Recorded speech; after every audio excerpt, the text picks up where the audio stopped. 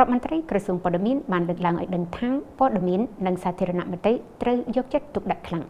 រដ្ឋមន្ត្រីក្រសួងព័ត៌មានបានលើកឡើងថាការងារគ្រប់គ្រងព័ត៌មាននិងសាធារណមតិពិតជាមានសារៈសំខាន់ដែលទាមទារឲ្យថ្នាក់ដឹកនាំនិងមន្ត្រីក្រសួងព័ត៌មានដែលមានក្របខ័ណ្ឌជាអ្នកគ្រប់គ្រងព័ត៌មានត្រូវយកចិត្តទុកដាក់ឲ្យបានខ្លាំងក្លាជាទីបំផុត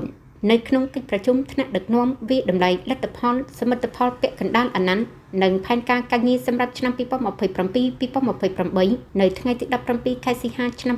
2026អាយុដំនេតភេត្រាំងរដ្ឋមន្ត្រីក្រសួងព័ត៌មានបានថ្លែងថាក្រសួងព័ត៌មានមានតួនាទីនិងភារកិច្ចលើការគ្រប់គ្រងព័ត៌មាននិងសាធារណមតិដូច្នេះថ្នាក់ដឹកនាំក្រសួងមួយចំនួនកន្លងមកដែលធ្លាប់នៅកន្លែងសុខស្រួលត្រូវតែចេញមកនៅតំបន់ក្តៅវិញដោយសារតំបន់ក្តៅមានរឿងកើតឡើងជាច្រើនដែលទាមទារឲ្យមានការគ្រប់គ្រងលើព័ត៌មាននិងសាធារណមតិព្រោះជាការគ្រប់គ្រងសតិអារម្មណ៍របស់ប្រជាពលរដ្ឋអាយុដំបន្តថាការគ្រប់គ្រងសតិអារម្មណ៍ប្រជាពលរដ្ឋនេះដោយសារបច្ចុប្បន្នប្រភពព័ត៌មានយ៉ាងច្រើនជាពិសេសនៅលើបណ្ដាញសង្គមនានាដែលធ្វើឲ្យពួកគាត់ឆាប់ជឿនដូច្នេះការងារទាំងអស់នេះទាមទារឲ្យគ្រប់គ្នាត្រូវគ្រប់គ្រងឲ្យបានហ្មត់ចត់ក្នុងនាមថ្នាក់ដឹកនាំលើប្រព័ន្ធផ្សព្វផ្សាយអាយុដំរដ្ឋមន្ត្រីបានបន្ថែមថាការគ្រប់គ្រងសតិអារម្មណ៍បានគឺជាការគ្រប់គ្រងបាននៅអំណាចមានន័យថាបើថ្នាក់ដឹកនាំនិងមន្ត្រីក្រសួងព័ត៌មានក្នុងក្របខ័ណ្ឌប្រព័ន្ធផ្សព្វផ្សាយគ្រប់គ្រងមិនបាននៅព័ត៌មាននិងសាធារណមតិនោះគឺការគ្រប់គ្រងពីប្រជាពលរដ្ឋមកលើគណៈបកប្រជាជនកម្ពុជា